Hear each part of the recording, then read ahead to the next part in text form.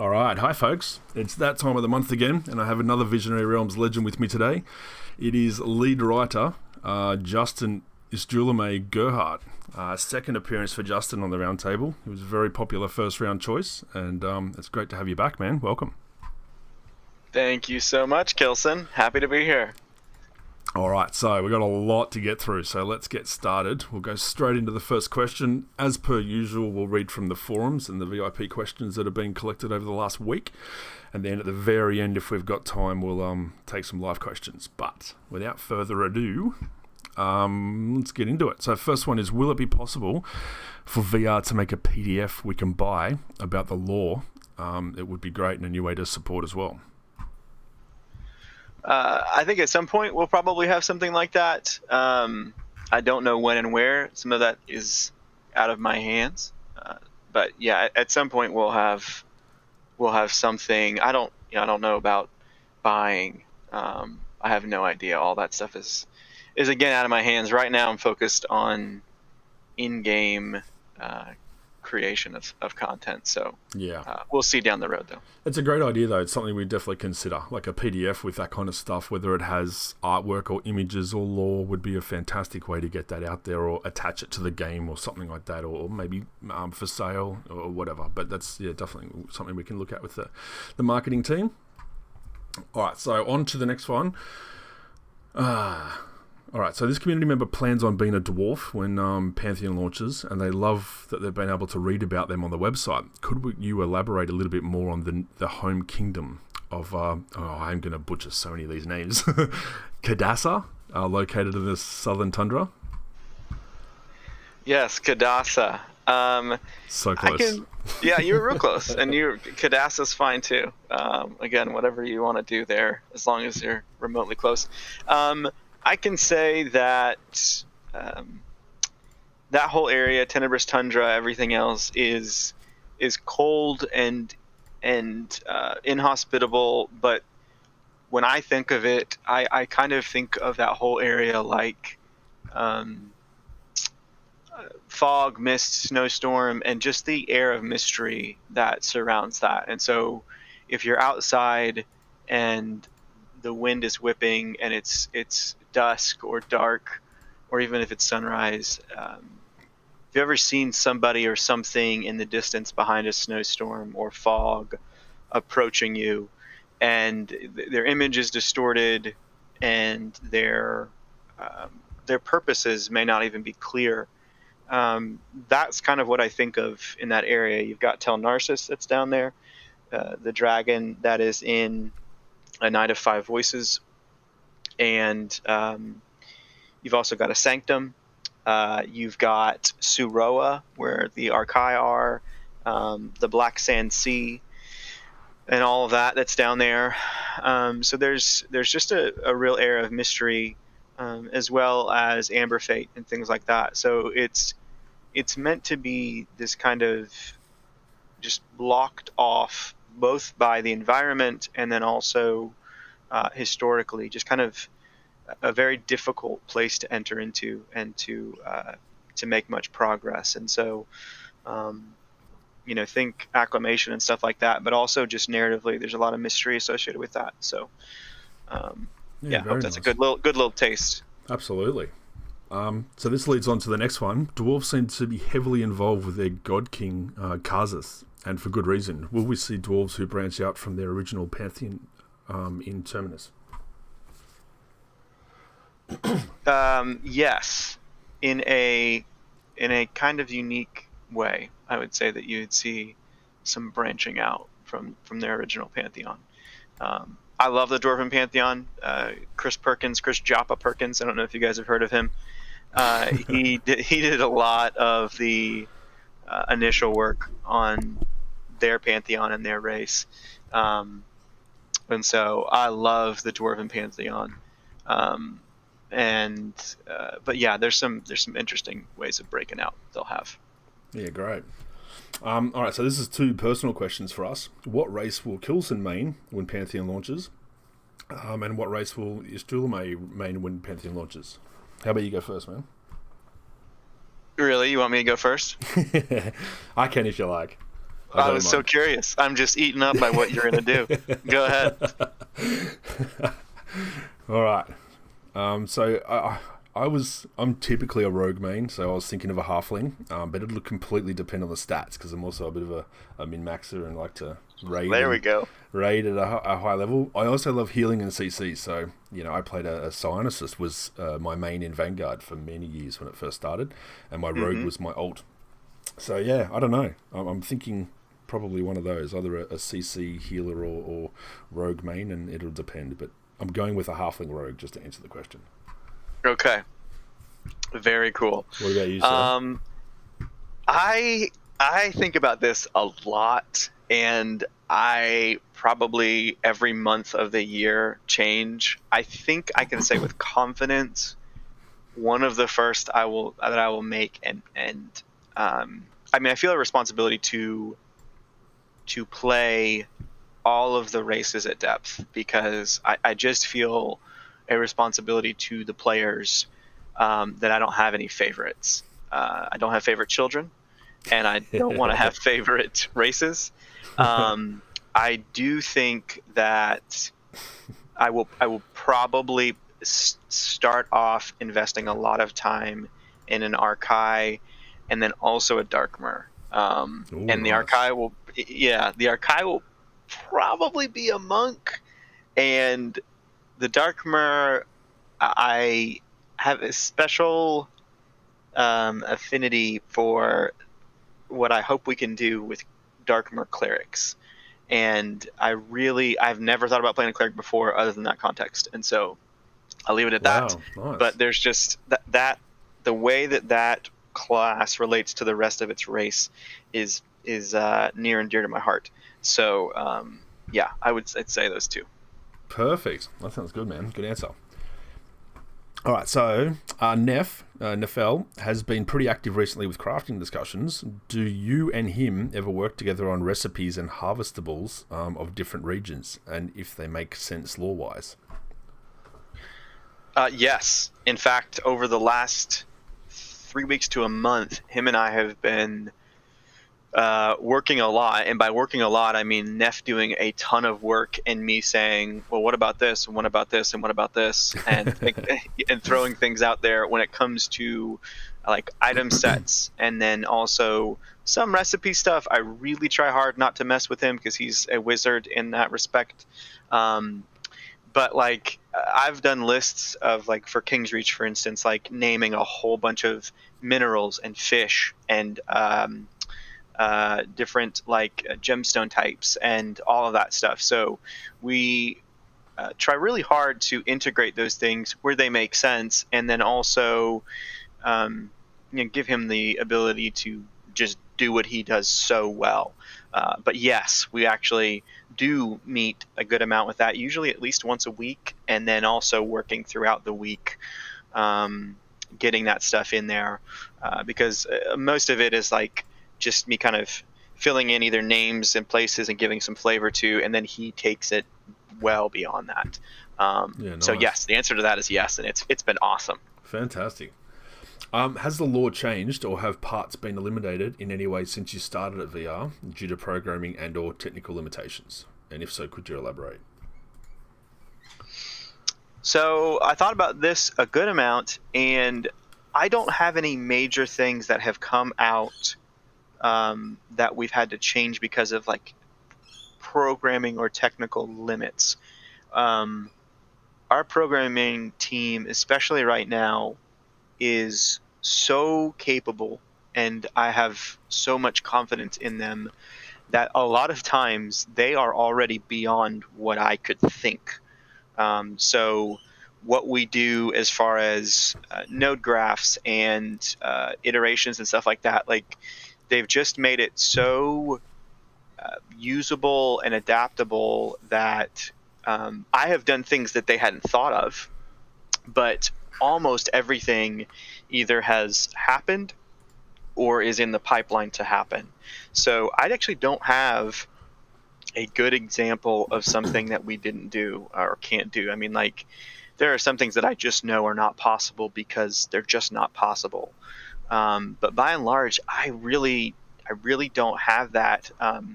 I mentioned it at some point in the Pantheon Plus interview that sometimes there are things that design-wise we feel like we should change, and Yeah. I want that. Like, I want design to fill in, not fill in, actually put their hands on and shape the way things are, because it has to be a good game first and foremost, not a good story. And so we look for that. We expect that and want that. So yeah, without going into those examples, there's definitely some things there that design always shapes and changes, and it's intended. But man, our programming team is just awesome. So I don't have a lot of stuff. Hopefully, I'll get Yeah. there at one point where we're just coming up with things that they Pushing the can't. limits. Yes, exactly.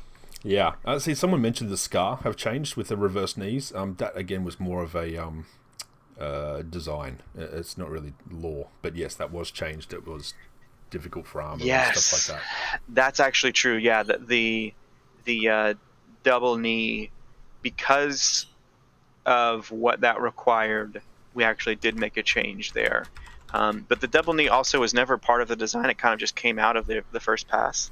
Um, so anyway, but yes, that did have an influence on why we changed it. But there were a number of things I wasn't thrilled with on the first pass. So. Yeah, cool. All right, so this is another great question. Actually, they're all great questions, so I'll stop saying that. But people were brought to Terminus. That's understood. Elves, halflings, archai, brought to this world from another. The gods brought with them at first. But what else was brought? Wildlife from their home worlds. Was some of the actual terrain brought along as well? How planar is this fantasy? They're really curious to see how far it goes. Yes, this is a great question from Krosinger. So without going into too much detail or depth, yeah, there's more than just the people that were brought. I think that the example she actually brought or said was elves wandering Red Grove, walking on soil from Seal Lane. Yes, that's actually accurate. The flora of Seal Lane was, in some parts transported and brought and germinated now on Terminus. You'll also see fauna as well, where you've got different beasts and creatures that have either adapted to or intermingled with or set up their own space on Terminus that were not native to it. So in some places that'll be more obvious than others, but yeah, there's more that was brought, uh, you know, than just the races. Um, and I think we've always thought that that's like a pretty cool opportunity we've got to um, uh, do some unique things and do some really fun and exciting things. So I'm looking forward to how we manifest that in different ways. I mean, one thing I could point to is the Dead Shear in Scargol, and Scargol itself, where you've got just this area that has been dramatically affected by the inhabitants, and kind of devastated by them as a race, but then also, I was talking to CP about this actually. Almost like a wounded part of the planet, I'll just say, that is manifesting in a negative way what some other areas will manifest in a successful or flourishing way. The area around Suroa is a definitely a transfer of, not like a whole planet chunk, but of the terrain in a way that I think will be really cool too. So Yeah, that's fantastic, man. Okay, so the Darkmere lore makes it sound like they don't necessarily dislike other races, but they'd rather be left alone. Could you elaborate on the stance towards other races? yes, it depends how you define dislike versus disdain. Um, I've definitely seen conversation where people are trying to figure out, are the Darkmer really evil or not? And I think that's a fundamentally great question. And that's part of their story, and what it's meant to provoke is, how do you see them? Because there's there are particular notes in their story, and some causes and effects that I hope resonate with people. And so you don't just look at them and go, these guys are bad and they're a stand-in for race X from game X or world X. But that you really look at them unto themselves and try to think about and feel through why are they the way that they are. Because they are ruining themselves, and they are like almost culturally like hollowing out and thinning out from who they used to be, which would be this almost super noble, virtuous race. And because of the devastation that being brought to this new planet wrought, I mean, they've really got a bitter core that's taken root. And so I think, though, that has manifested in disdain. I would even say it's stronger than dislike, because they don't like this planet, most of them. They fundamentally do not like being here, and they are taught that being here is a kind of punishment or an accident. And there's just bitterness at the core of a race that used to be just full of beauty and life. So to answer that question by itself, I think it's like hubris and arrogance, but in a way that dismisses. It's dismissive. It's not like there's a difference between people who are arrogant because they think they're better than everyone else and everyone's beneath them, and an arrogance that's just I'm the best. And those are two different things. And they, for the most part, feel like they are just above everyone else and different. So there's there's just a lot to them that is more than just the kind of interplay between good and evil. It is really trying to expose the heart of a race that is just hurting still. I mean, they're just still grieving, basically. And if you don't heal in grief, you can become all kinds of things. So. That's and so, yes, great, to answer man. the question, the second part there too. Can we expect to see them in other cities and regions far from home? Yes, some, because there's always going to be other versions. Like that's not what I just said is not true of all of them. Like a Darkmer Bard, we've been talking about that for a while internally. Like, what would that look like, and how would that be? And you imagine what would their songs be like, and how mournful would their dirges be? And so yes, you'll see them out in the world. And then Nitherian Red, can't say a lot about that, but yes, they'll have a role in the world.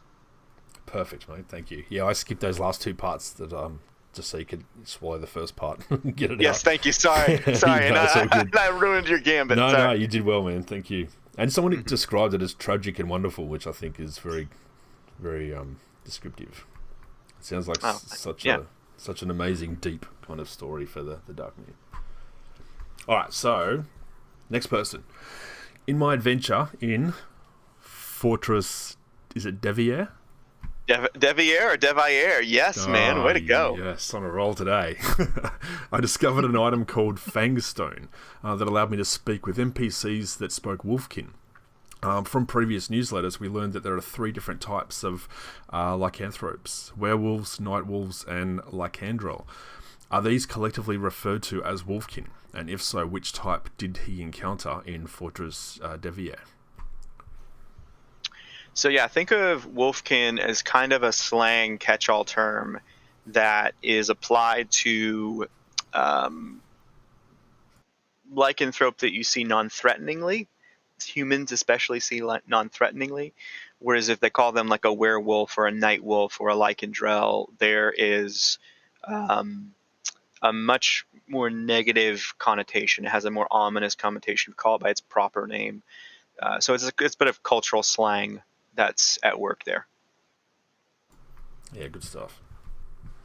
So he goes on to say he was able to speak to one of the shaman in the area, but when he came across another wolfkin creature deeper in the fortress, he was unable to speak with him because the Fangstone didn't help him to understand him.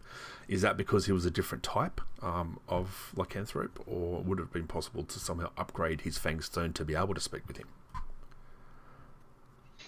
I think that's probably because of just place and time where we were at developmentally, maybe. it's hard to say where we're going to take that exactly and what we're going to do with that long term. So there's a way. I think that's really cool what Baz is saying there. But there's a way that we could be taking that too much in too much depth, and so not everything will have this one-to-one where every Fang Stone in that instance will help you talk to every single Wolfkin. And it doesn't necessarily mean that we're going to have that upgradable track. We could do that, but for right now, it was just trying to show what we're doing and didn't have this fully fleshed out, second set of conversation for that guy. Yeah, great. Okay, so halflings seem fairly unique among the player races in Pantheon, as they have some ability to access the wards of Hirith. Hirith. Thank you. Can you tell us anything about the remaining 5 wards of Hirith? So I can give you some names. And go through that to a degree. I mean, one thing I'll say is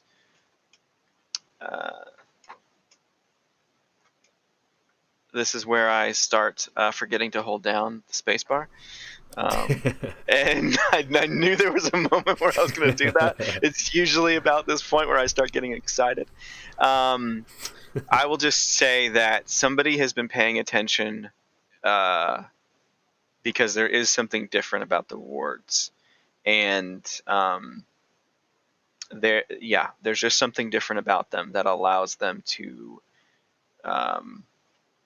play more of a role than other deities. So I will stop at that. Perfect. I'm just going to stop there. Nice little teaser. That's great. So I'm not sure if you can answer the other couple of questions about the wards, but given the wards are not restricted or bound by the celestial boundary or dragon accord, one might assume they exist more as a sort of a demigod. If this is the case, can you tell us anything of the gods of Hirith, and will they play any role in Terminus or Pantheon? So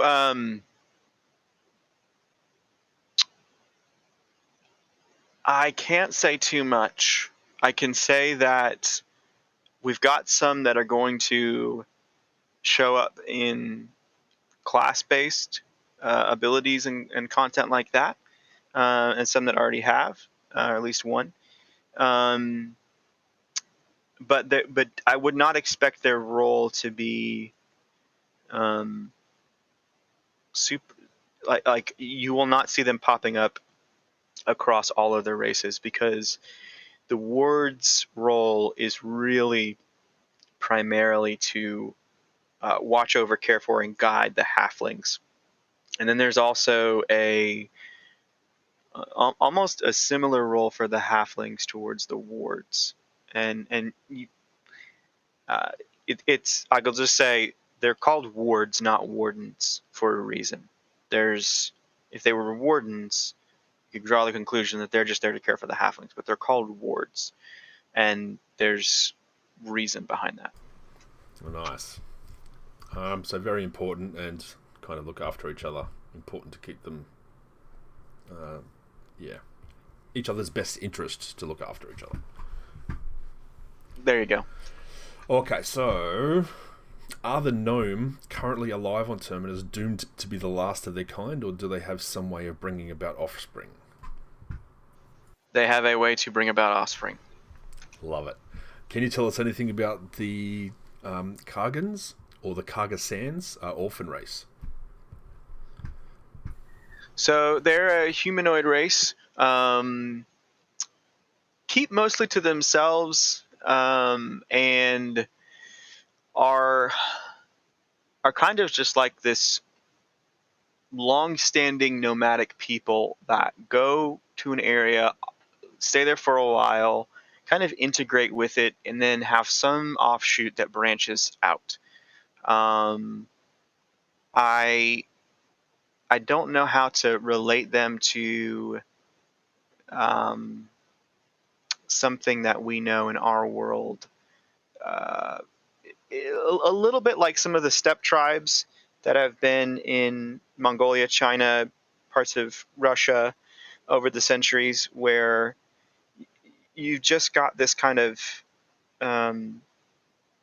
almost familial tribe-like culture, but it also is more than just one little tribe. It grows out and then kind of, branches and spreads, and so you'll find kind of like versions of them throughout the world, is the plan. But the Coggins, specifically the Kaga orphans, and then the new Coggins, are really derivatives of each other. They're like sisters almost, or brother people groups. But they're just incredibly resourceful, able to live off the land, and just different in that way. That, like, who lives in Kaga Sands? Well, the orphans do, because without getting into their past, like, where they used to be was destroyed. They also have that kind of, like, they're able to bounce back, but they're also they never get large enough really to defend themselves from large aggressors, which is why they're kind of so hostile to ogres, is because they've just learned, like, they have to draw their line in the sand and then find out over time, are they going to be able to stay there or not. And so, push come to shove, eventually they would probably just leave Kaga Sands and go somewhere else. So Yeah, great. Yeah. So are they native to the planet? Yes. And what kind of people are they? Like, what do they look like, if we can describe? I think you kind of have the tribe. Yeah, I mean, yeah, like tattoos. They have a lot of tattoos. They have almost kind of like a Middle Eastern nomadic vibe to them to a degree. They're also going to be uniquely terminus. So, yeah, cool. Just a lot of like wrappings and head coverings, but then also like bare arms and stuff. So. Yeah, great, man. Okay, so here's another one with 4 questions that we can probably quickfire. So, outside of Pantheon, what is one of your favourite universes or lore, and why? Star Wars is absolutely my favorite. It's like what has raised me. It's how it's kind of the first world that I saw in a multimedia sense. So, like I've said this before, but like the game TIE Fighter, it's a flight sim, but the secondary, tertiary quests or missions, and then also the lore that went along with that. LucasArts used to also have companion books that went along, like sometimes even in the game manuals they would have stories. And Star Wars is just the expanded universe of well beyond the movies. Have some of my favorite characters: Mara Jade, Grand Admiral Thrawn, all that stuff. So that's one. I would just say also Tolkien, kind of obviously, for obvious reasons. Yeah. One I've looked recently is The Expanse, because I love the political interplay in that world. So you've got Mars, you've got Earth, and you've got the Belters, and I just love the way that is set up, and the evolution of specifically the Belters over time. Like I just resonate with Belters. Like it just makes sense to me in some way. So that's another one that I just would say, yeah, that's another one. So awesome, man.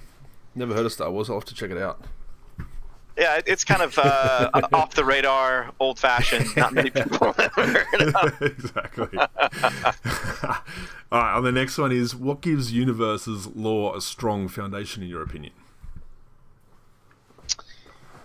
So quick fire. These are quick fire. I know. I'm challenging you. Yes. I think it has to be true to itself. In the Pantheon Plus interview, I talked about an expectation of existence. I think good universes rely on themselves. They don't just rely. You can take the bones of our world or other worlds and put them in there, but at the end of the day, like, your heart has to pump your blood, and the more successfully you can do that and cycle back to yourself and affirm yourself in the reality and the existence of yourself. And boundaries, I think boundaries are one of the most important things to building believable lore, because it's the difference between you can have a lot of water, right? And if you just throw the water on the ground, it's going to spread out and be paper thin and disappear. if you put it in a channel, it's going to flow and have movement, and it can actually power something. And so the same amount of water can behave two different ways. I think boundaries are very, very important. And I think being knowing yourself and being true to yourself are another one. And then I think some measure of truth has to be in there. There has to be something that is guiding it in some way. Like there's something about it or certain things about that world that are true. And then also effect. It has to have an effect. So Interstellar. I have probably never cried more in a movie than the movie Interstellar. Me too, man. That was fantastic. Oh my gosh, yes. But for some people, it is a mess and is awful, and I totally get it. Like, it doesn't make any sense. There's several parts that are like, dude, you're insulting our intelligence with this. Yeah. And if that's the way you feel about it, I get it. But the effect of that film on me personally and you, like, I just understood. I felt like I understood some deeper things that were there. Yeah. And I think effect. So truth and effect are the kind of the two boundaries I would say that you've got to have. Yeah, awesome. Yep. It has to be kind of believable to be able to flow. Yes. Yeah. Yeah. Okay. So do you plan on writing a novel for Pantheon's lore at some point? I can't say anything right now, or that's not on the docket right now. Obviously, we would love to have as successful of an IP as we can, and would love that we have a world that earns the right to have books written about it. Absolutely. That's what I would say right now. That would be great. All right. Do you or VR have a stance on keeping Terminus's lore free from being influenced by real-world politics or current events? So this may be my favorite question, even though it could potentially be the diciest, because the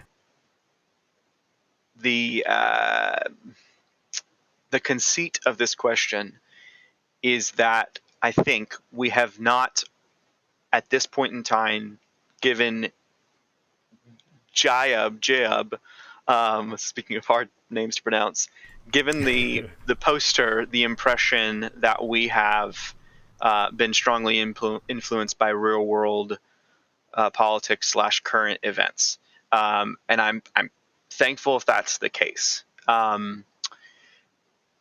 What I will say is that I would just invite anybody who's interacting with our world or reading our lore, anybody who is giving us, kind of permission with their time to tell them a story or take them on an adventure or anything else, to just be aware that every one of us has biases that we bring to the table and to the experience. And what you see as potentially being drawn from current events may not actually be the case. I have had to learn that the hard way by getting into discussions or reading kind of reviews on our stuff. And I've said it before, but for me, a lot of times this is the first time that my stuff's ever seen the light of day outside of like my wife and a few friends. And the same story or the same character decision or the same plot point can be viewed by two people as being pro this political stance or anti this political stance, and make it two opposite impressions from something. And we've not intended to do that at all. It's just simply a story. So I just would invite people to try to take it for what it is, because what we're trying to do is create our world, and there is a ton of it to create, and sustain our world and create intrigue and drama and story and magic and wonder in our world. I mean, that is what we're going to be doing and what we're about. We're not trying to pull things in from the rest of the world or anything else. Good answer, man. And so, that's our goal, is just keep you in our world. That's it. That's what we want to do. That's it. I love it. All right, so with the four races that play the monk class being so different from each other, the Scar, the Darkmere, humans, and the Archai, It appears the concept of D&D alignments are moot. Monks can therefore run the gamut from good to evil. So will each of these 4 races have their own monk flavour, their own quests or in-game guilds like the Ashen Order, Silent Fists, or Swifttails?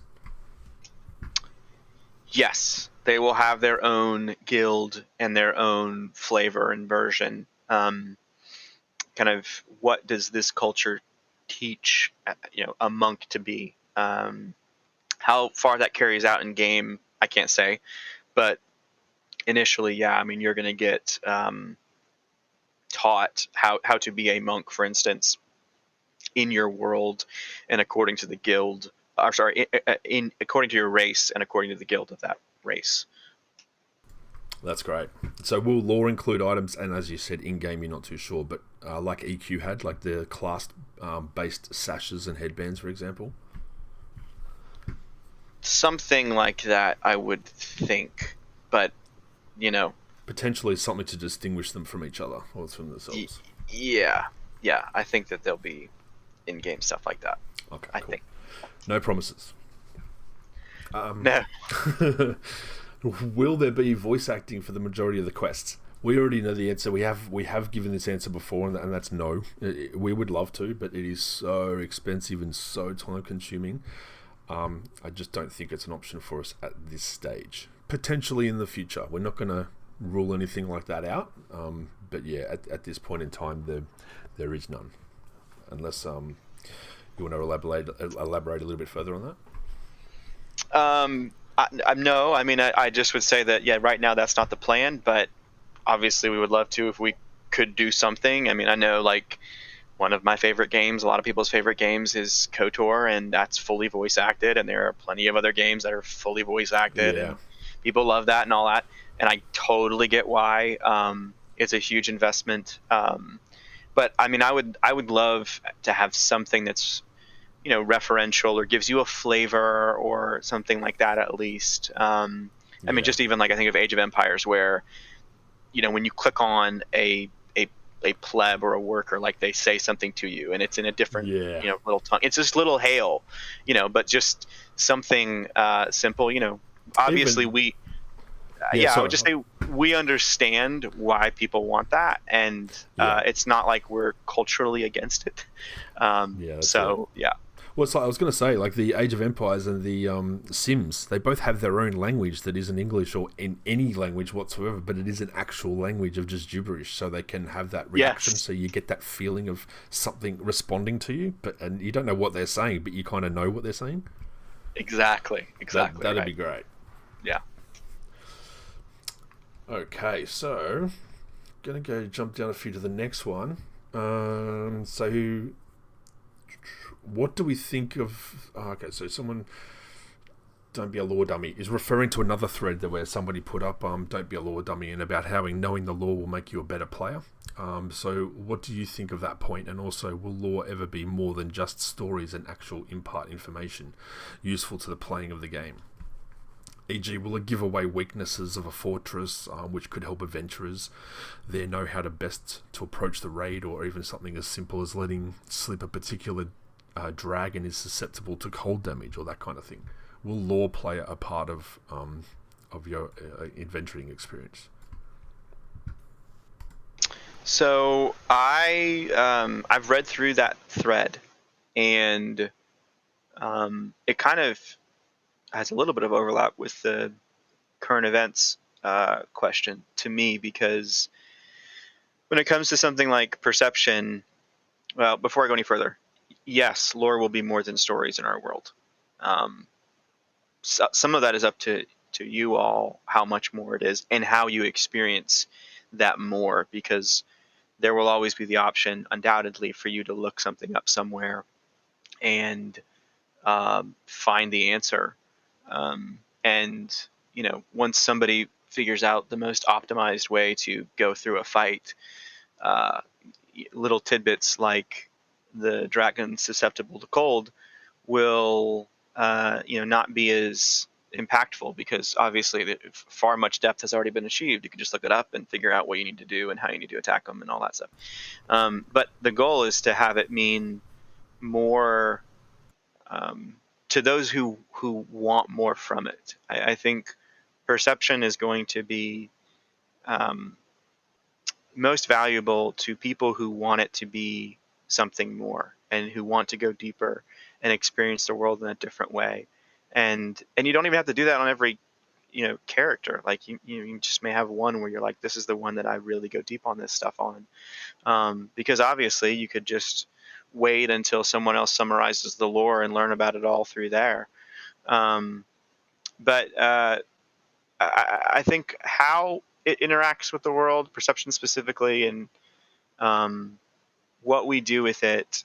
Again, in that thread, there were understandably a lot of passion and a lot of really well thought out statements that are on different sides of what to do with it. And I'll just say with all of that, that we are constantly looking at and weighing and thinking through the best ways to have story be an interactable like object, like, or story almost be its own NPC in the world, to where you're able to learn things and relate to it, and then at least have an impact on your gameplay experience, and to go through things there. So I mean, even right now we're like kind of doing another deep dive on how we want that to work, because we've got really talented, really experienced people on the team that just see, they just have a lot of good perspective. And so we read what you say, and we know that you're happy with some things and you're upset with others, and yeah. keep talking. That's what we want, is you guys just keep talking. Keep being you. All right, so moving on, we've got this question says, from the interview from Pantheon Plus, JM mentioned that they were big into historical texts on the first part of the Pantheon Plus interview. Could you share a couple of your favourites, or are there any that you felt have had a strong influence on your writing for Pantheon? So I will go through, I'm just going to read a couple. Yeah, cool. A couple, like, just books that I really like. Pretty much anything from Stephen Ambrose, so like Citizen Soldiers and such. It goes back to that first person or that lived in experience of a war or a historical section, that like you're getting the people on the ground, their perspective on it. I think is always really, really almost, to me, it helps me write dialogue better, because you get to see things through certain people's eyes. Like, there's a book called Outwitting the Gestapo that I still don't think they know who wrote it, but it's by a woman who was under the Nazi occupation in France, and it's just all about her life, or Corrie ten Boom, or Anne Frank. Like, you've got these that sort of perspective. I've also got a book of like diary entries / devotions written by a Spanish soldier in World War One. Anything like that, where you can see the world through someone who's gone through an experience that fortunately you probably never will, is very, very helpful. To kind of top down, the First World War by John Keegan is just a great kind of like baptism into the First World War. Poison King by Adrienne Mayer is a really cool book on Mithridates, who was this crazy king who fought Rome in a number of different ways and basically made himself immune to poison. There's two books also, 1938 and The Sleepwalkers.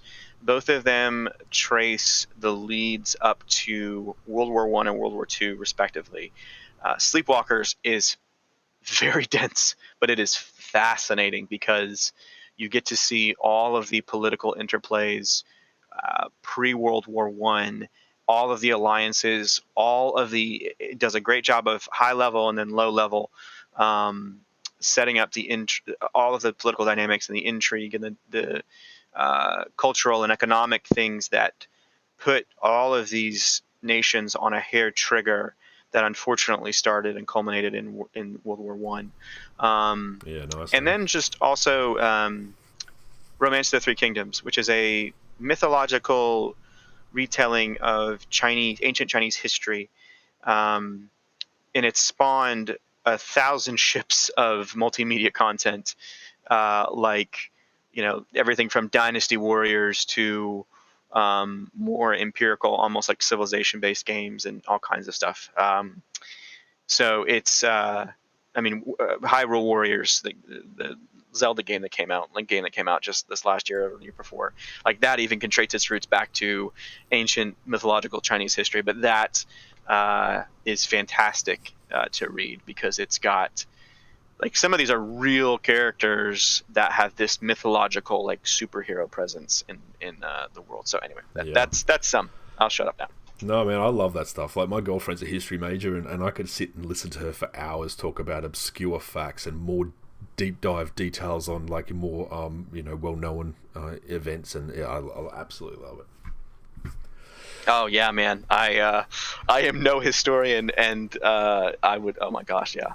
That's fantastic. That's awesome. That's so good to hear. Okay, so veterans of the game will remember that the Paladin class used to be called the Crusader. Was the reason for this change law related? And if so, can you explain what the reason was? More class identity related. We just felt like the Paladin fit the reimagining, I guess. I mean, it wasn't just Joppa, but definitely Joppa had, I wanted to have a different take, a different feel. And I think in the second part of the Pantheon Plus interview, I talked a little bit more about Paladin and what's the main mindset of a Paladin, and how he or she is really taking, they've basically had the zeal or the fervor of a cleric, but then were tempered by the evil that's in the world, and felt the transition come from being this holy and holiness being manifested in, like, healing and meditation and temperance and devotion, and instead seeing holiness manifest in an aggressive posture that takes the role to the, like, out into the world to punish what is causing evil and things to flourish, and so, or undead or whatever. So we just felt like Paladin fit that better. Yeah. I don't know whose idea it was, but we just felt like it fit our world better. That's great. Has the law fundamentally changed in any way from what we were shown 3 to 4 years ago? And if so, in what ways? Hopefully with less typos, and it's better written. Those would be the biggest way that I think it has changed. So other than that, no, not any major ways. Nothing that was published. There's a lot of stuff that was not published that I've tinkered with, because I'm kind of always tinkering and trying to bring harmony and mystery. So yeah, I don't think there's anything that was major or fundamental that has changed from what you all were shown 3 to 4 years ago. Awesome, man. Can we get any more details on Scar Society, system of governance, or how families are organised, how they interact with each other? Anything that would give us more insight into this playable race?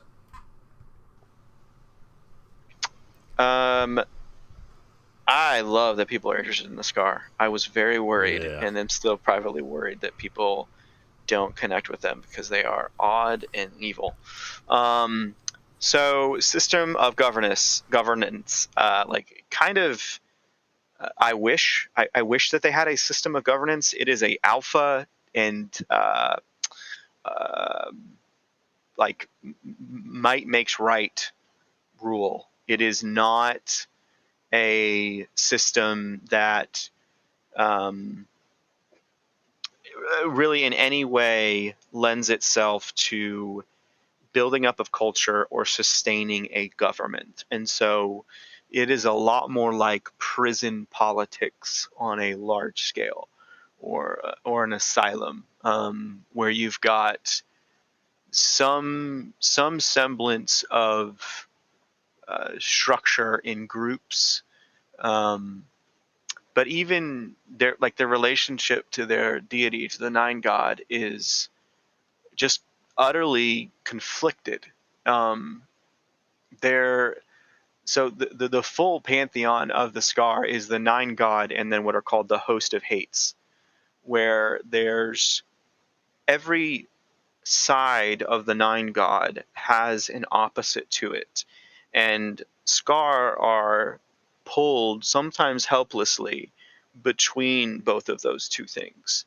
And that's why the monk class is really, really cool to me within the Scar context, because they are the ones that have managed to find a silence and a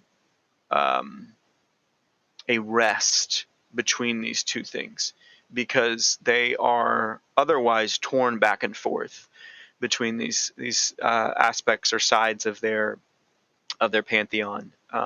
There is technically only the one and the nine in the Nine God, but the Host of Hates are an indwelling that really makes it difficult for Scar to have any stability. They also don't have a written language. They have more like pictographs, hieroglyphs, cave drawings almost. Oh, And interesting. so there's not a passing on of knowledge. There's not an accumulation of wisdom. There's just consumption Yeah, and that's great. destruction. So hope that answers the question. Absolutely. I love that. Brutality. Is there any lore that you can share behind wizards and druids' use of portals to traverse the lands? Um, Wizards, not a ton. Um, we haven't released that yet, and I'm kind of still tinkering with that a little bit. Druids, we've got. I hope it's a pretty good breakdown in the story on the Spriggan, where you've got this world root that it's one of the myths of the origin of the world and the creation of the world and the ancient past of the world, where you have this face in the deep, as they call it, which is this seed that, according to the Spriggan, is at the heart of the world, heart of the planet, and birthed a lot of the tree folks that are, including the Spriggan, that are in the world, but also had this great worm, this enemy that was, as the roots were going out through the planet, was devouring them and trying to find its way to the seed, and eventually severed that connection to the surface. And so the world root is kind of like this, almost like this massive neural network that's just below the surface, that paths from wandering stone to wandering stone. And it was the way in which the Spriggan were meant to travel to care for and cultivate the world. So that's kind of the lore and the story behind the wandering stones, and how all of that works together. So yeah, without going too deep into that, it's Nice. the seed and the worm, I believe, it was um, one of the lore entries that we did for. Well, it was for the Spriggan, but we used to have a section where we did that a little bit more frequently. And yes, Awesome, man. so, Love it. Okay, so this one has got 10, 11, 12, 13 questions. So we'll fire through as many as we can, but might just kind of consolidate a little bit. Hopefully these aren't touching on ones we already have answered, but we'll have a go. So Pantheon has had quite a bit of lore put out over time. Some of it seems to have gone by the wayside. The world map itself has changed, for example. There was even lore on the last site that can still be dug up, but it's not on the current site. Is there any way for us to know what is part of the game still?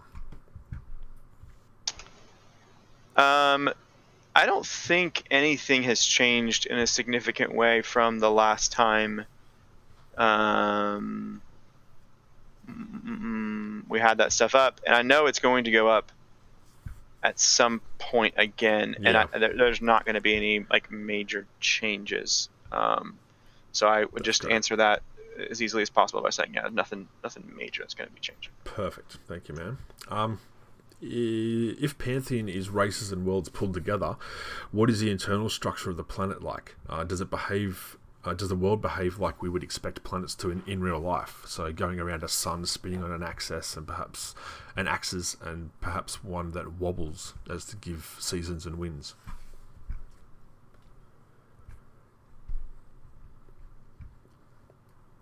It's a bit of a tough one.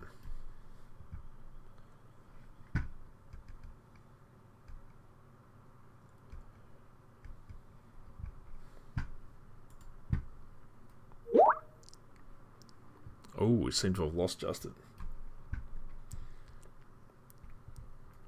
Alright, so 1 sec, folks. We'll just see if we can get him back in. He just lost power. So glad we got through all this stuff before it happened.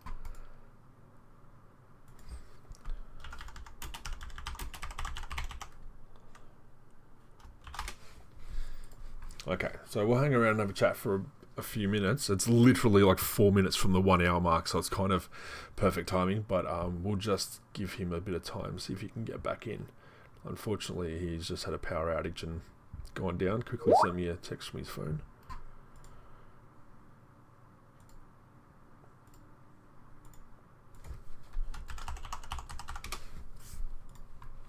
Oh, and he says the power's back on, so 1 second. He's just going to try and get back in now so we can finish up. What was your question, Jopper?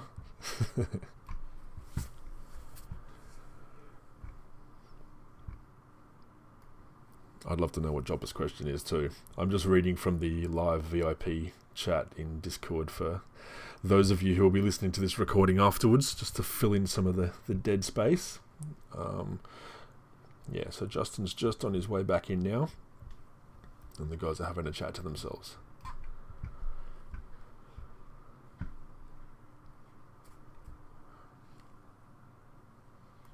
Ooh, Jopper's got a fantastic question that I will be asking Justin when he gets back in.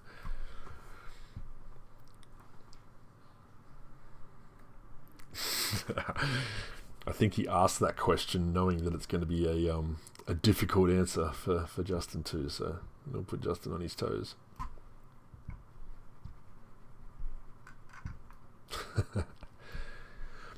We actually almost got through all of them. I've got probably about 10 more questions in this one, but they're kind of quick fire.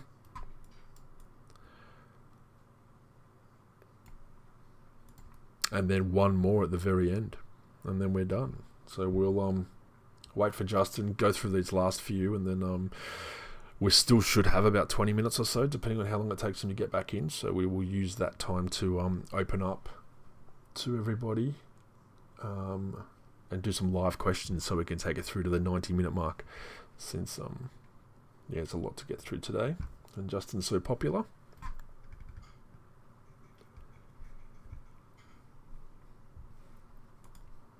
It's funny, the power goes out just after I asked the question, and I thought he was like stalling and struggling to answer it. Then I got a quick phone message in Skype to say power went out. Terminus is flat. He just didn't have the energy to argue it, so he bailed, pulled the plug.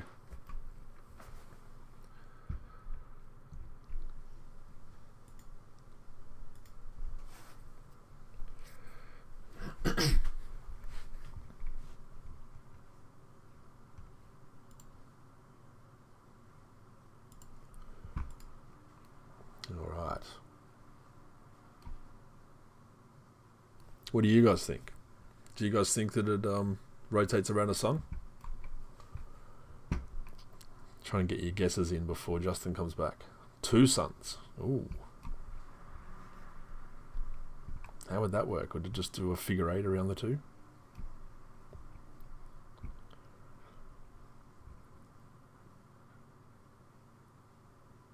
It would be very hot. Imagine that, just doing a figure eight between two suns, caught in that loop. On that passing between them both, you'd be cooked alive.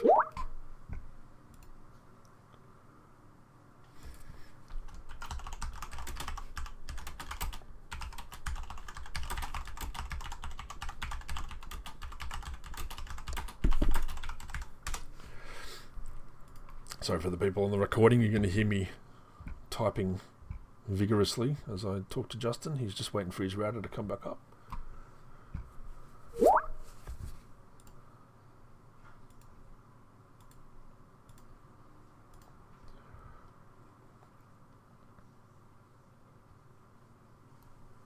One sun, two moons. Oh, interesting.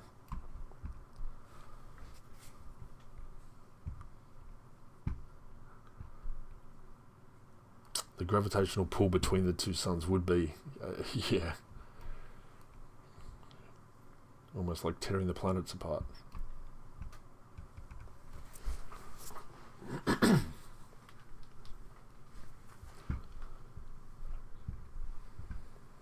be interesting to find out, actually. I don't know the answer myself.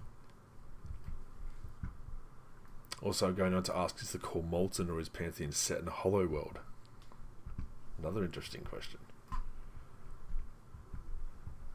Imagine that, looking up at night time though in Pantheon with your character and seeing two moons and all the different things in the universe.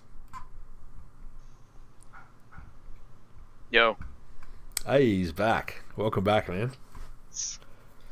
Exciting times. Yeah, keeping you on your toes for sure. What did I say? I whatever I said must have been like absolutely struck down as that was a bean too far. I didn't get anything. I finished the question and dead silence, and I thought you were struggling with it, so I waited a few seconds and then checked to see if you were there, and that was it. Hilarious. It's hilarious. Yeah, I mean I did. I had just started talking about the deepest, darkest secrets. Damn. The new race and everything we're going to reveal. I went on for 2 or 3 minutes and then I realized, oh, my power's out. But I just closed my eyes and just fully embraced and was like, I'm not walking this back. I'm just going to say everything that comes to my heart. That's awesome. But unfortunately, we don't have the time to go back and talk about all those things. So we'll just move on. I know. We'll just have to go to the next question. So we had a little debate going on because the question I asked you was about races and worlds pulled together, and what's the internal structure of the planet like? Like, does it behave like we would expect normal planets to in real life, like going around a sun, spinning on an axis, perhaps one that wobbles as to give seasons and winds? And everyone was guessing two suns or a sun and two moons. So yeah, would you be able to answer that question for them, put them out of their misery? I cannot speak on the internals of the planet. I can say that there are two moons, and one has a pretty large crack in it. Oh, nice. I was talking about nighttime in Terminus and looking up at the sky and seeing two moons, and that'd be an awesome sight. Yeah, there are two moons, and then Ceros, the sun. That's fantastic. So a lot of people in here were right. Good stuff. A lot of people know their lore. Yeah, well, I think we have mentioned it to a degree, but not in any overt way. So yeah, there you go. We got some readers. Absolutely. Okay, so in real life, every inhabitant of an area often has their own lore and history that they know via it being passed to them, i.e. in a school setting or such. In Pantheon, what will our characters in the world already know, and how will it be introduced to players? I.e. like in-game as we start out, or via the game manual, or via lore made public? I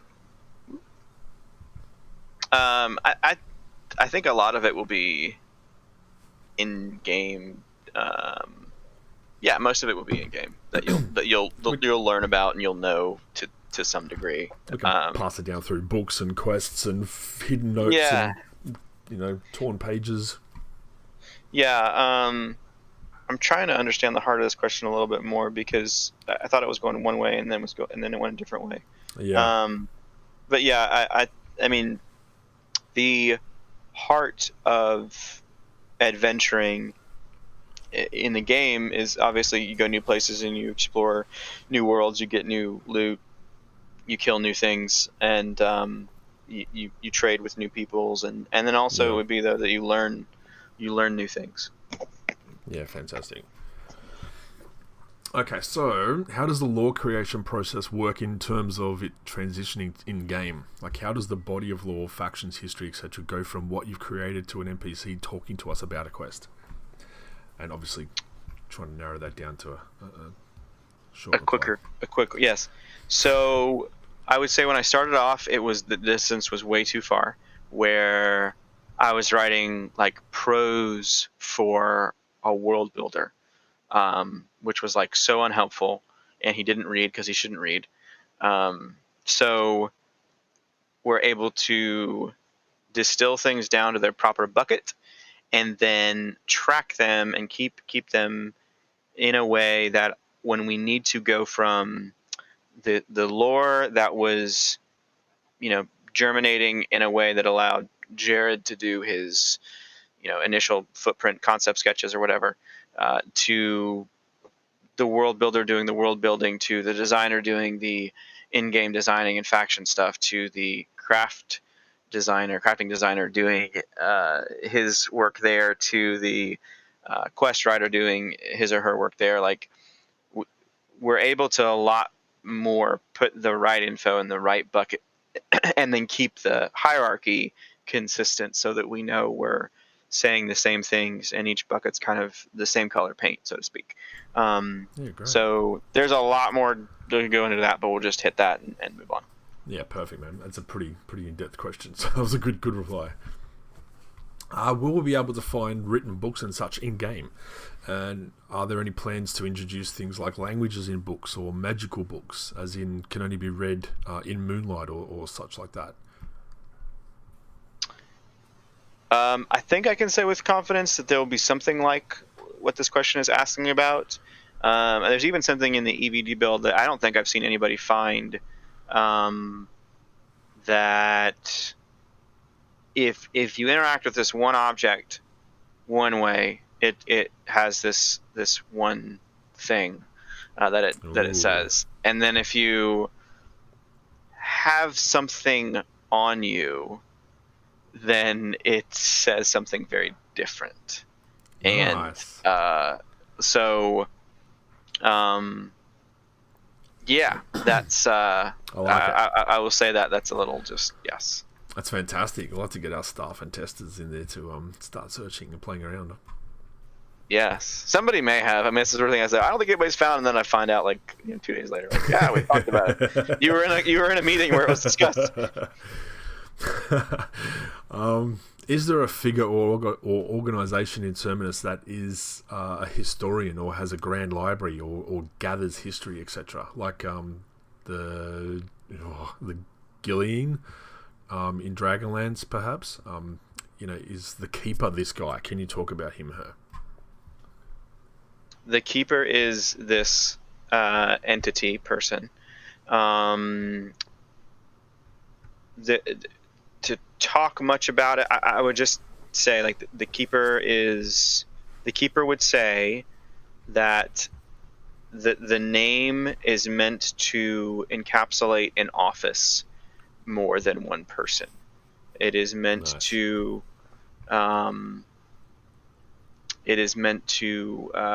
be a just a kind of a gathering point, a vault of truth and knowledge, and mystery and all that. Yeah, nice. That's great. I was just laughing at Jopper's comment saying entity person strikes you for 9999 points of damage. You are thoroughly slain. Can you explain a little bit about deities in Pantheon?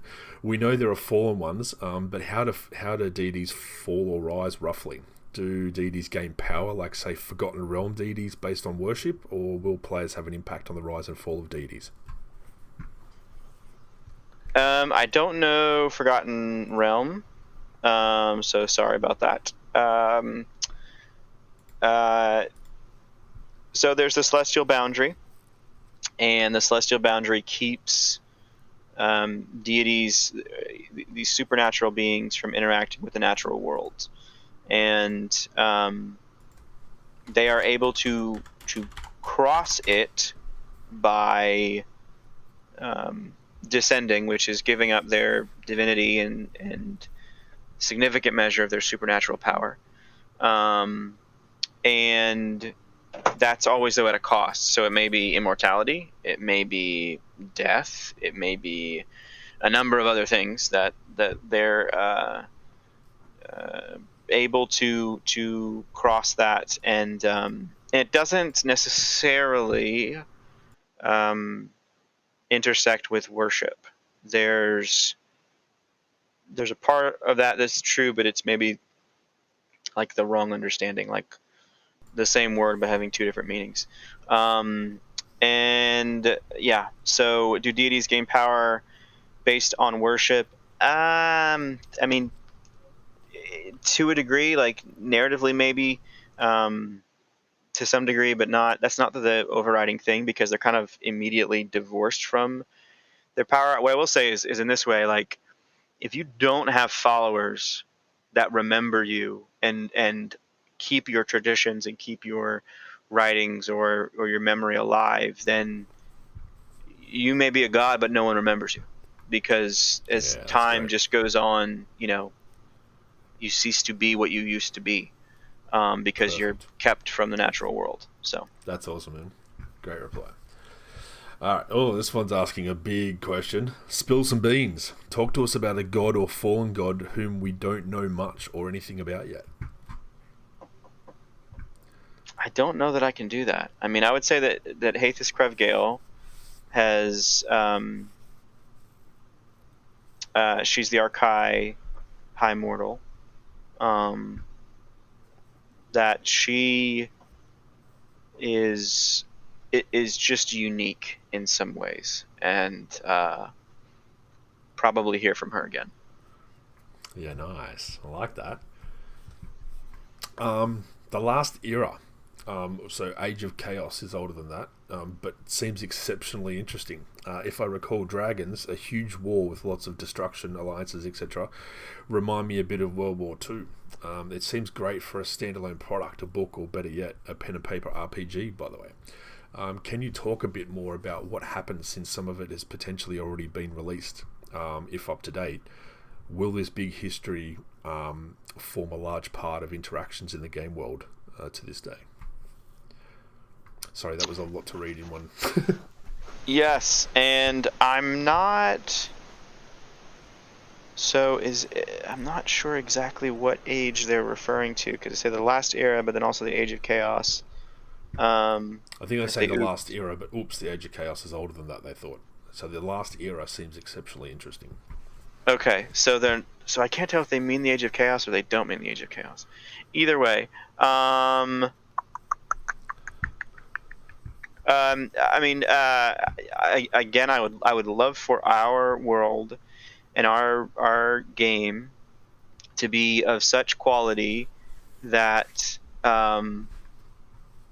we're able to the way I think about it, and when I've talked about it, like if we were to cast into the future, I would love for us to be able to like take our hand, stick it down into the mist, pull out a thread of any time in our world's history, and do something substantive with it.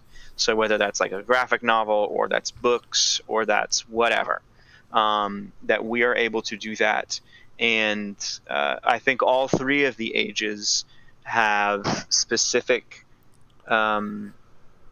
nuances and interesting narratives and characters that I personally would love to see us like explore. That's not the focus right now. I want to be like super clear about that, because we have got to make an amazing game. We have to make an amazing game. And if we don't make an amazing game and it doesn't work, it doesn't matter what else I've thought about or what else I've planned on or what anybody else has thought about. We've just got to nail that. And that is our whole purpose, is to nail that. And then we'll see if we have the opportunity to do more. Yeah, 100%. But yeah, I would love to do a lot. So good stuff, man.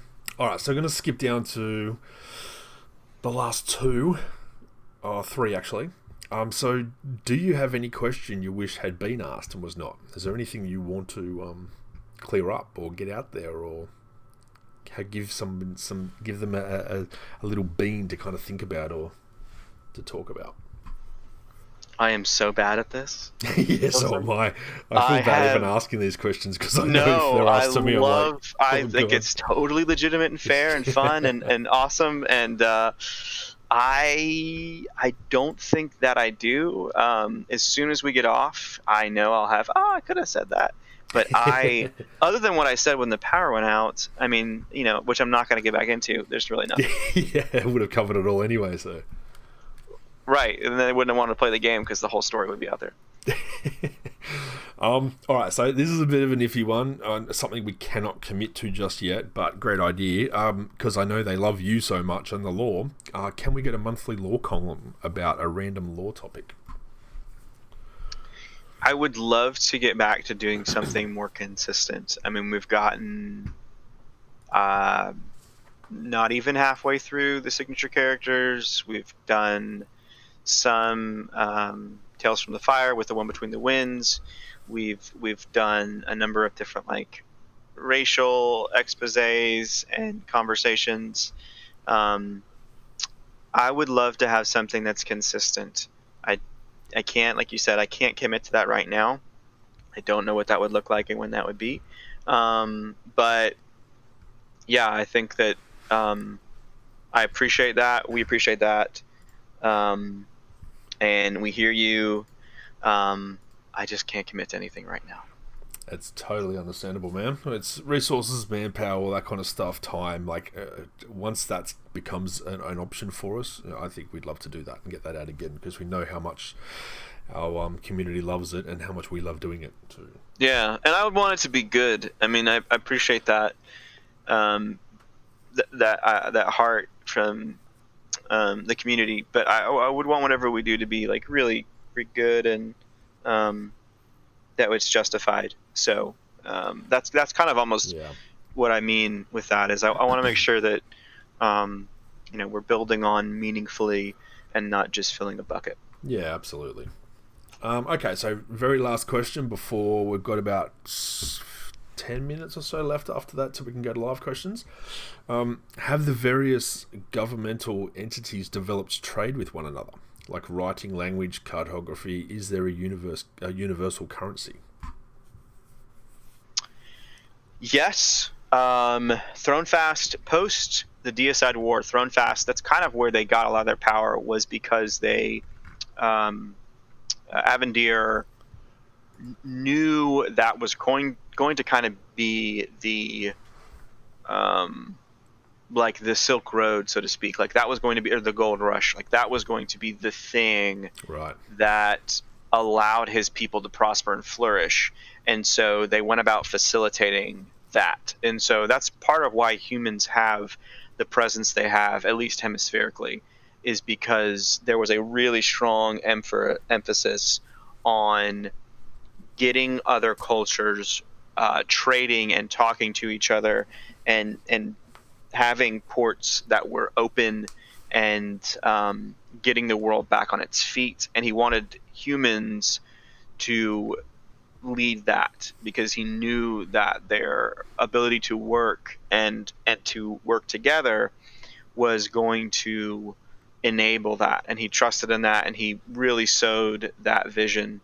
And so that's where a lot of that came through. Before that, I'd say it's right now. It's at a better place than it was pre-Deicide War, because you had a lot more isolationism, Age of Seclusion, and you just had less interconnectedness. So, yes, universal currency. Yes, we've gone back and forth on what that's going to be called. I don't even want to say that what's there now is definitely finalized.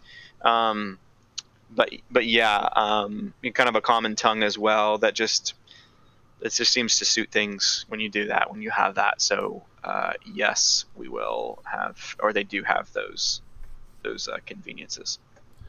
Good stuff, man. Okay, well, I forgot one very, very important question that was asked while you were trying to recover from the power outage, and that is from a friend who says, Mr. Gerhart, I'm interested in the power level disparity between some of the Terminus's major NPC movers and shakers. For example, who would win in a fight between Kazas and Sleepless? Can you elaborate a bit on why? And if you're in the mood to indulge, what known being in the lore would Kazas and Sleepless have to join forces to be able to defeat? The way you said friend should have been a tip-off. Yeah. So Mr. Joppa had a question for you. Mr. Joppa. Oh, man. What an awful question. This is just terrible. Yeah, Nobody wants to know the answer to this. It's very boring. The answer. Okay. Is it in the chat? Is it in the chat? It is in the chat. You might have answered part of it when you were talking while the power was out. So. Oh, here it is. Here it is. Okay. So Mr. Joppa probably knows that I am hypersensitive to power level creep. And so this sort of thing is almost like an exposed nerve with me. I think it's, not to tell myself too much, but like, for instance, in an anime, let's just say, for instance, you can have characters that grow in power too fast, and suddenly the stakes are removed from their encounters and their fights.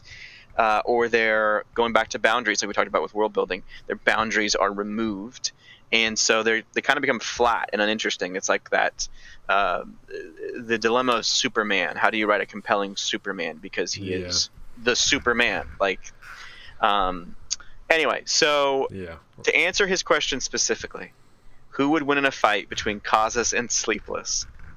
I would say if you had 10 fights between Kazas and Sleepless, Kazas would win more of those fights than Sleepless. There are reasons for that, but I would say that. And then what being in the lore would Kazas and Sleepless have to join forces to be able to defeat? Okay, so they would not be on the level of the Ravaging Lord. So they would be below the level of the Ravaging Lord. And I think the Rainborn Rhykophiros that the Ravaging Lord killed, I don't know if they could kill her or not. I think that would be... I would love to see that fight. I would love to see that fight. I think the only way that they could is if they were given the permission to do so. So I'll stop at that. That's awesome, man. I love it. Fantastic question and a fantastic answer to end it. All right, so we've got a few minutes left. If you're comfortable, we can take some live questions if anyone has them. Yes, I would love live questions. A little bit easier than that one, please. I hope so, yeah. But if you guys have any questions, please tag me so it highlights and I'll read them out to Justin. Is there an eternal timeline that involves the future of Terminus, not just its past? Yes. Will there be means outside of maybe the actual world to get facial hair for halflings? This is a repeat question. This is a retread, and this is minus. This is a retread. He worded it differently, so I read it. It was very smart. That's fantastic. I would say you have to wait for part 2 of the Pantheon Plus interview to get an answer to that. That's great. That's the third time you wrote that, and it's been reworded 3 different times, and you finally got me to read it out. Well done. Look at I know. Yeah, well he's a rogue though. He's always going to find a way to stick his blade in you, man. That's it. Outplayed another rogue. Well played, sir. Yep. All right. Have you got any more questions in there, guys? Mr. Gerhart, will we be able to raise Mithrandir faction at launch? So story time. Well, other people can type other questions if they've got them. this is one of those things that I should not say out loud, but I'm going to because we're all friends here. If you have any respect for me and my prowess, you will lose it here.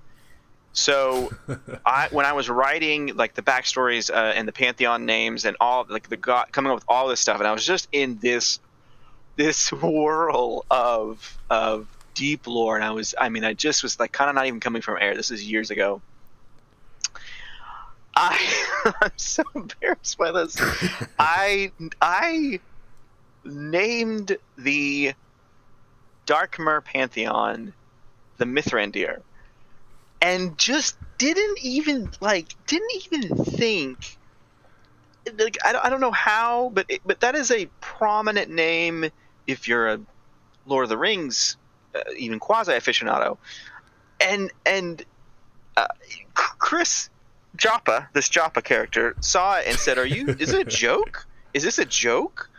And I was like, what do you mean? And then I don't know if he had to say it to me or I immediately realized or what, but it's like, what are you doing, dude? Are you like, oh my gosh. And I felt so much shame. And it's the sort of thing that he would bring up right now. Absolutely. So again, lose all respect for me. But if you're ever out there making your own world and you make a similar mistake, hopefully you have a Jopa who is able to say, hey, friend, that's not going to work. Oh, that's funny. All right, so will there be a new map? Are we planning on releasing a new map for Terminus? I would think that there would be a global map at some point. I think when things are settled down and we're further along in development, when we know things are set and aren't going to potentially change, then we'll release something. Yes. In game though, there will not be a map. No. Interesting question, but probably going to be varied. What are the lifespans of each race? Oh, there is no way I could get into that right now. Literally 3 minutes left. Oh, I love that question. Ixar. Oh, I'm so sorry. I cannot get into that now. That's all good, man. It was a great question, though. Very, very deep for each race. That would vary. A lot of factors would go into that. Do we have any more last-minute ones before we finish it up? I think I saw one. Crowslinger asked, will Halflings have factions with different stats like Elves do? I went into this again more in depth on the Pantheon Plus interview. I think it was there somewhere. But there's not a plan to have not sub races. I wouldn't say they're full sub races for the elves, but anything quite like the elves with any of the other races. We weren't looking to differentiate the elves. We just felt like it was a very natural outpouring of them. So yeah, I'm going to read Joppa's clarification on when I said because I said no map, and I'm mostly meant that as a joke. Clarification on in-game map. No plans for a mini-map. There will be a topographical map, most likely Fog of War style, with the ability for players to make their own notes, place their own symbols, etc. This, of course, feeds into the potential of a cartography system. So, big bean. People have been asking about that for a long time. Nobody seems to be happy about that at all. No, I hate it. Yeah. The community have been asking about a cartography system for a long time and about the map, so that's big bean there from Joppa. Thank you, sir. Yeah. So literally this entire interview roundtable has been to set up for that one line. We got 2 more quick questions. One a fun one. Yep. What is the recipe for gnome goo? Wow. What is the recipe for gnome goo? You will have to travel to, at the very least, White Thaw, but probably Skyhold. to find that out. I love it. Because they don't just hand that out, Or it's written on the inside, the tag of the Makesh. It's got all the breakdown for ingredients. Yeah. Okay, so can you tell us about the state of Ogre Society currently, in a quick overview? Yes. Okay. Ogres are. They're looking for direction. They are looking for a return to the militaristic style and also the militaristic structure. They're looking for a uniter. They immediately had the drop of unite the clans, unite them. From what I can't even remember. But they're looking for someone to lead them beyond Broken Maw.